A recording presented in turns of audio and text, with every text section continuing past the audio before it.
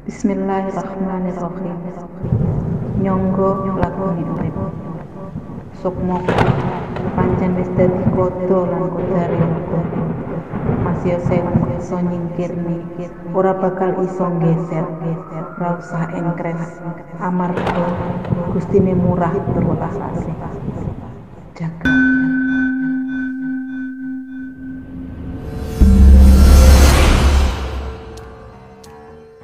Selamat datang kembali di Nasura Channel YouTube. Saya Nasura akan membacakan cerita yang saya tulis sendiri dengan akun Twitter Nasura101 dengan judul Jagrab, based on true story. Sebelum masuk ke cerita, jangan lupa di like, subscribe, dan share video ini agar kami bisa berkembang. Kita langsung masuk ke cerita. Selamat mendengarkan.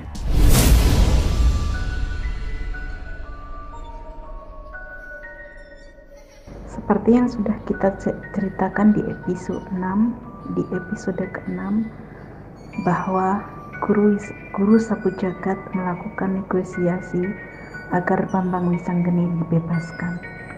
Setelah itu, beliau nampak meninggalkan kediaman Bambang Wisanggeni. Keesokan harinya, Wisanggeni belum juga sadar. Dokter mengatakan bahwa kondisinya stabil dan harusnya beliau sudah sadar. Namun entah apa yang memberatkannya, Adi tidak pernah mau beranjak dari tempat tidur tempat ayahnya berbaring. Bahkan dia menolak pergi ke sekolah. Hari yang sama lewat tengah malam. Tiba-tiba Wisanggeni terbangun.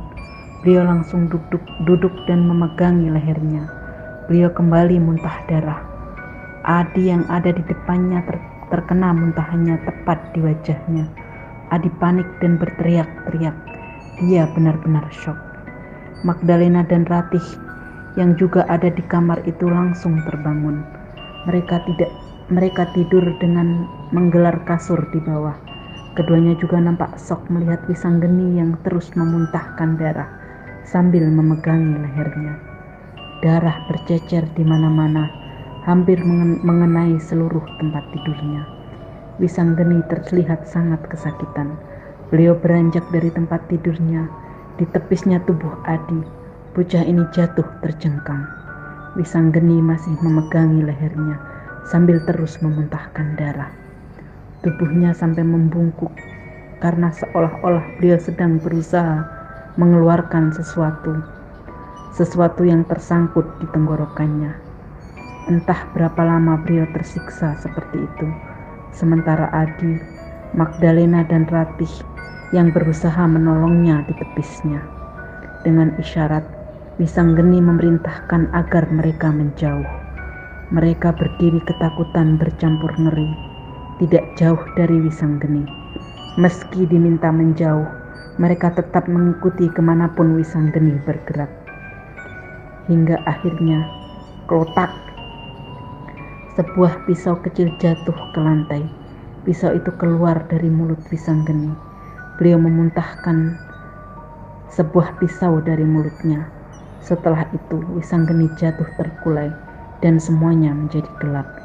Magdalena, Ratih dan Adi langsung menghambur. Tangis mereka pecah. Magdalena meletakkan kepala Wisanggeni di pangkuannya, memeluknya dan menangis sejadi-jadinya. Sementara Adi menggenggam tangan papanya erat. Tubuhnya gemetaran, air matanya juga menganak sungai. Ratih duduk bersimpuh di samping yang lain. Dia juga menangis. Entah berapa lama mereka seperti itu. Mereka mulai tersadar saat adiknya Magdalena menghambur dan membimbing mereka untuk mengurus Wisanggeni.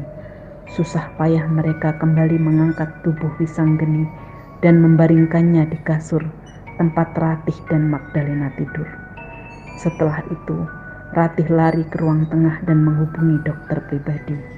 Magdalena nampak tergopoh ke kamarnya dan mengambil pakaian ganti untuk Wisanggeni. Sebelum mengganti pakaian Wisanggeni, Magdalena menyika tubuhnya dengan air hangat. Setelah itu, beliau membopong Adi dan membawanya ke kamarnya. Dengan lembut dia menenangkan putranya. Ketika Adi telah menjadi tenang, beliau meminta Adi untuk mandi dan ganti pakaian. Adi pun menuruti kata-kata mamanya. Adi mengguyur tubuhnya dengan air. Nampak warna merah darah mengalir bersama air yang jatuh dari tubuhnya. Dia terus mengguyur tubuhnya hingga warna merah itu menghilang bersama air yang pergi. Tubuhnya menggigil bersama tangis yang belum juga reda. Bocah ini mungkin tidak akan mengalami tekanan seberat ini jika ia hanya seperti kakaknya Ratih.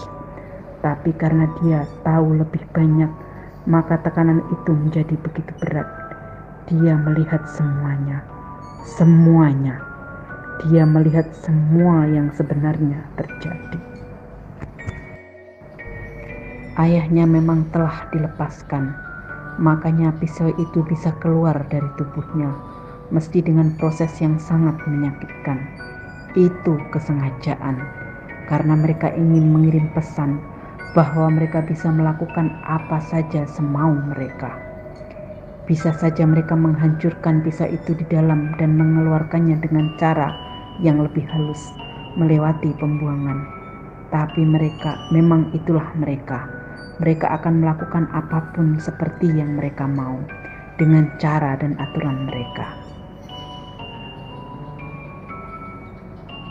Siapapun yang berani berurusan dengan mereka, ikut campur apalagi jelas-jelas menentang seperti ayahnya, maka hal seperti inilah yang akan terjadi. Atas permohonan gurunya, ayahnya dilepaskan dengan jaminan bahwa ayahnya tidak akan ikut campur lagi. Bagaimana nasib Mbak Ida jika ayahnya tidak lagi ikut campur? Adi mengeluh sunyi. Dia tidak bisa terima semua ini.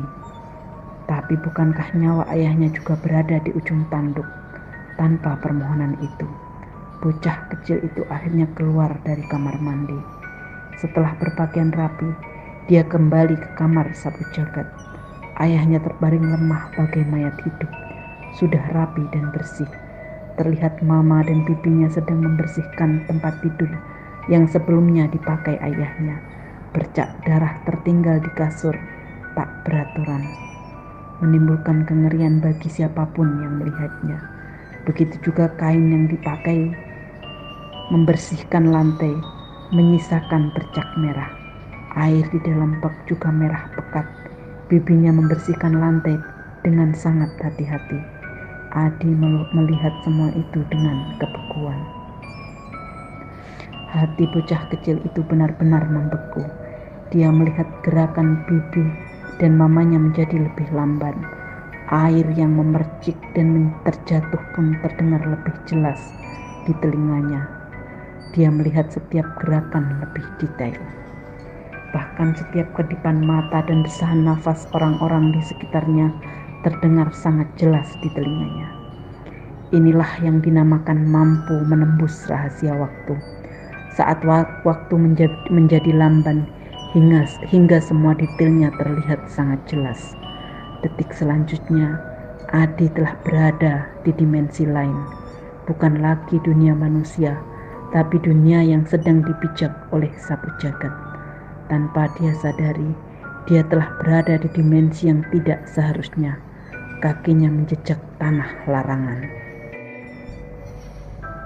Dia berada di tempat itu bersama raganya. Magdalena dan adiknya seperti tersadar saat Adi tiba-tiba menghilang.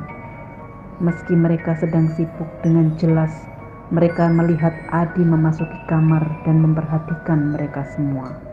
Adiknya Magdalena yang terlebih dahulu menyadari apa yang terjadi. Tanpa dia sadari, ember yang dipegangnya terjatuh. Air yang berwarna merah pekat muncrat ke segala arah. Embernya pecah menimbulkan suara berdebam berisik.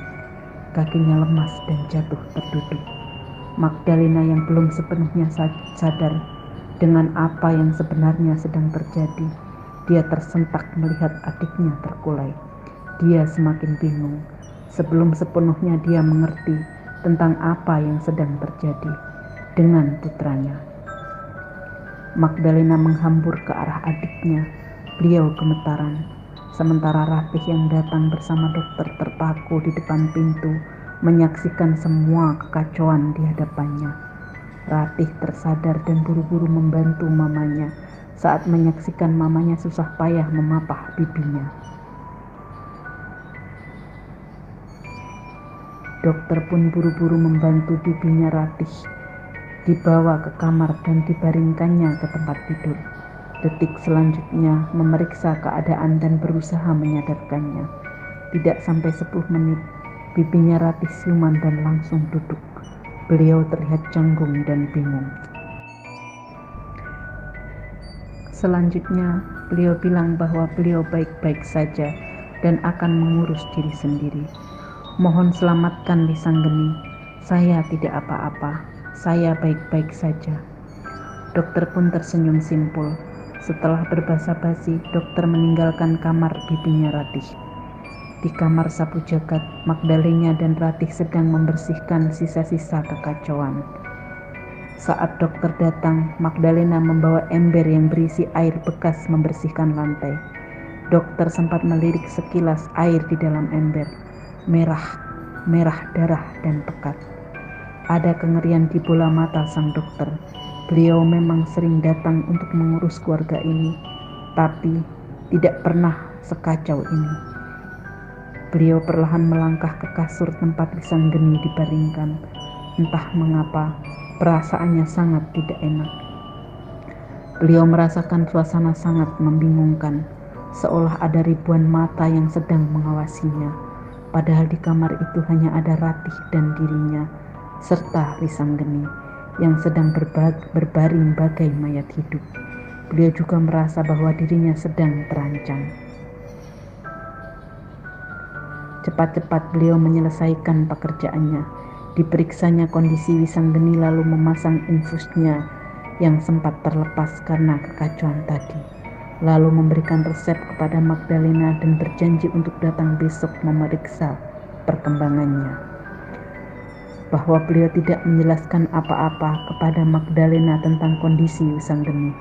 Cepat-cepat beliau berpamitan. Entah mengapa, ini pertama kalinya beliau merasa terancam berada di rumah ini. Rumah yang sudah puluhan tahun sering dikunjunginya. Karena beliau sudah menjadi dokter pribadi keluarga ini sejak Lisanggeni dan Magdalena baru menikah dan pindah ke rumah ini.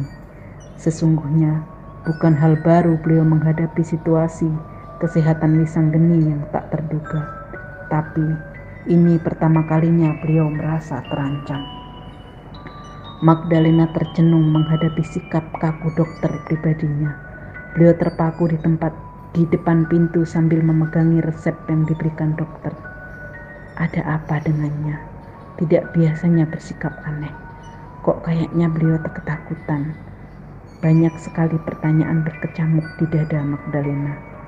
Cepat Magdalena menepis. Magdalena hanya ingin memprioritaskan apa yang harus beliau lakukan terlebih dahulu. Karena satu-satunya orang yang harus stay strong di rumah itu untuk sekarang adalah dirinya. Suaminya terkapar bersimbah darah di depan matanya. Lalu Adi tiba-tiba menghilang dari hadapannya. Setelahnya adiknya Lunglai, satu-satunya yang masih terjaga dan mampu menguasai diri hanya dirinya dan Ratih. Magdalena butuh penjelasan dari semua ini, dari semua kekacauan ini. Tapi kepada siapa harus meminta penjelasan? Satu-satu orang yang beliau harap untuk bisa memberi penjelasan hanya suaminya. Sedang suaminya terbaring bagai mayat hidup. Magdalena memasuki kamar sapu jagat. Terlihatlah Ratih duduk bersimpuh menggenggam tangan papanya. Wajah gadis itu nampak linglung. Magdalena mendekat dan berkata, "Sayang, Mama janji semua akan baik-baik saja. Bukankah Papa sering seperti ini? Dan Papa selalu kembali." Ratih masih terlihat linglung. Magdalena menggenggam erat tangan putrinya, menatapnya tajam lalu mengangguk pasti. Dikecupnya kening putrinya. Magdalena sangat paham apa yang sedang difikirkan putrinya. Magdalena lembut melepas genggamannya lalu bergegas ke ruang baca. Beliau kembali dengan membawa Al-Quran, memberikannya kepada putrinya. Mungkin mama tidak sebaik papa dalam menghiburmu, tapi mama selalu memperhatikan cara papamu menenangkan setiap kali kau terpuruk. Magdalena menyerahkan Al-Quran di tangannya, lalu sekali lagi mengecup kening putrinya. Mama akan ke apotik dan mas buka untuk mendapatkan resep untuk papa. Jaga dirimu dan jaga papa baik-baik. Mama percaya Ratih gadis yang kuat. Suara Magdalena pelan sekali nyaris berbisik, namun jelas apa yang berubah dari raut wajah Ratih. Dia memandang mamanya penuh duka. Setitik air mata jatuh di pipinya. Wajah linglungnya telah pecah menjadi tangis. Lalu Ratih mengangguk pasti. Dia menatap mamanya mencoba menguatkan hati. Ketika mamanya berlalu, Ratih berdiri, melangkah ke kamar mandi dan mengambil air wudhu. Lalu mengambil mukena di almari sapu jagat, memakainya. Ratih duduk di samping papanya, mulai membaca huruf demi huruf dari Al-Quran yang dipegangnya. Suara Ratih bergetar saat membacanya. Air matanya satu-satu jatuh. Segala yang berkecamuk di dalam dadanya seolah terluahkan. Rasa kecewa, marah, bingung, campur aduk jadi satu. Dia terus membaca bersama tangisnya, bahunya sampai terguncang. Dia terus membaca meski sesekali berhenti karena isakannya. Namun lambat laun tangisnya mereda. Suaranya lambat laun menjadi jernih dan tenang. Bersama dengan itu, hatinya juga menjadi tenang dan tentram. Kedamaian menyelusup perlahan memenuhi sanubarinya. Senyum tipis terukir saat dia merasakan sentuhan di telapak tangannya. Senyum itu menjadi binar indah bersama tangis yang kembali pecah. Tergesa dia menutup Al-Quran di tangannya. Setelah mengakhirinya dengan Shadaqallahul Azim, dikecupnya sampul Al-Quran itu lalu diletakkannya hati-hati. Hai anak papa hebat, suara Wisanggeni lemah menyapa putrinya. Ratih mengecup kening papanya dan berkata, "Thanks for coming back, Dad." Dia menggenggam erat tangan papanya. Setelahnya keduanya terlihat bercengkerama hangat. Sesekali Ratih terlihat menyeka air matanya. Terdengar ledekan Wisanggeni yang membuat Ratih sering menyeka air matanya. Magdalena datang dan beliau sangat terkejut. Kresek obat yang dibawanya tanpa disadarinya terjatuh. Namun beliau tidak mempedulikan hal ini. Beliau langsung menghambur memeluk suaminya. Mama, Ratih aja gak dipeluk sama papa. Mama main peluk aja.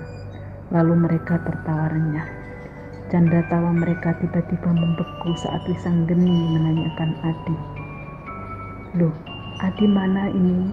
Apa dia beristirahat di kamarnya? Ratih dan Magdalena nampak bingung. Keduanya tidak tahu harus menjawab apa. Melihat kebingungan dua perempuan yang dikasihinya, Wisanggeni kembali bertanya, "Adi mana?" Nada suaranya menjadi tinggi. Ratih dan Magdalena semakin bingung dan bibirnya semakin tertutup rapat. Wajah keduanya semakin bingung dan ketakutan. Wisanggeni begitu yakin bahwa memang ada yang sedang tidak beres. Saat itulah adiknya Magdalena muncul.